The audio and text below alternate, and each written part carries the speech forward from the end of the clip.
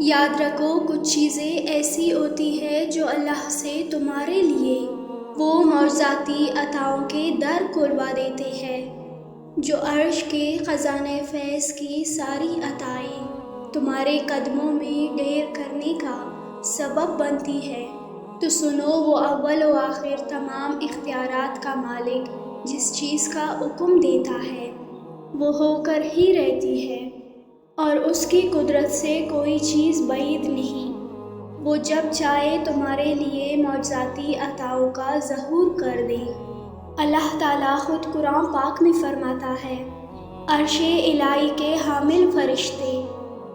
اور وہ جو عرش کے گرد و پیش حاضر رہتے ہیں، سب اپنے رب کی حمد کے ساتھ تسبیح کر رہے ہیں،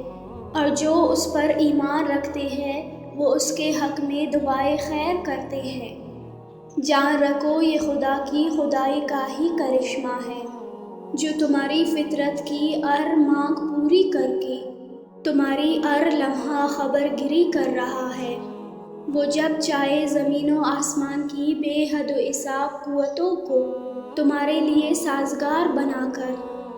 تمہاری اس اضطراب کو سکون میں بدل دے۔ قرآن خود کہتا ہے، وہ تم پر آسمان سے خوب بارش برسائے گا، تمہیں مال اور اولاد سے نوازے گا اور تمہارے لیے نہریں جاری کر دے گا۔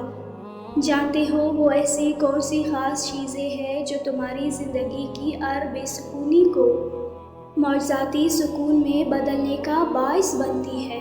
کہ جب تم اپنے اندر کی پوشیدہ قوتوں اور اپنے اندر مچلتے ہر طوفان کو خود میں تام کر دعا کی طاقت سے جڑ جاتے ہو اور اپنی شدتوں کو خود میں اس طرح قید کر لیتے ہو کہ معاملہ صرف اللہ کا رہ جائے، تو سمجھ لو وہ مہربان تمہاری حساس طبیعت کو عن قریب معجزات کے محسوسات سے بھرنے ہی والا ہے۔ اگر تم ذرا غور کرو تو کسی کی خواہشات پوری کرنے کے لیے اپنی خواہشات کو مارنا اور حوصلہ ہارتے ہوئے بھی کسی کا حوصلہ بن جانا تمہاری وہ اعلیٰ صفات ہے جو تمہاری ہر ہار کو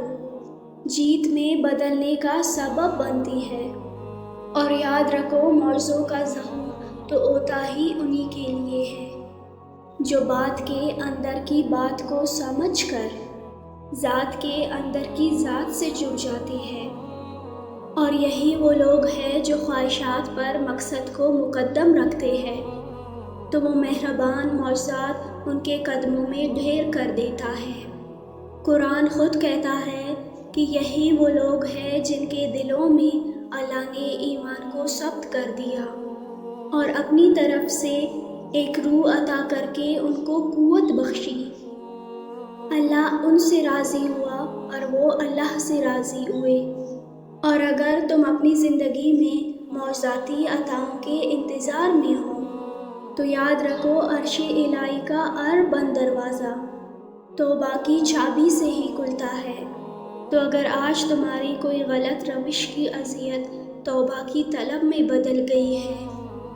تو جان لو کہ توبہ کی یہی طلب تمہیں پستی سے نکال کر وہ معجزاتی بلندی عطا کرے گی جو تمہاری زندگی کو بیش بہا خوشیوں سے بھر دیں گی۔ یاد رکھو جب تم مصیبتوں سے بچنے کے لیے کوئی نقصان بھی اٹھاتے ہو تو فی الواقعہ کسی بڑے فائدے کے مستحق ہو جاتے ہو۔ اللہ خود قرآن پاک میں فرماتا ہے، اے نبی صلی اللہ علیہ وآلہ وسلم، میرے ان بندوں سے کہو جنہوں نے اپنی جانوں پر ظلم کیا وہ اللہ کی رحمت سے مایوس نہ ہو، اور اگر تم اللہ سے محبت رکھتے ہو تو میری راہ پر چلو، اللہ بھی تم سے محبت کرے گا اور تمہارے گناہ معاف کر دے گا۔ بے شک معجزے کرنا میرے رب کی شان ہے، تو تم بھی یہ یقین رکھو کہ وہ قادر مطلق جب چاہے تمہارے غموں کو معجزاتی خوشیوں میں بدل دے۔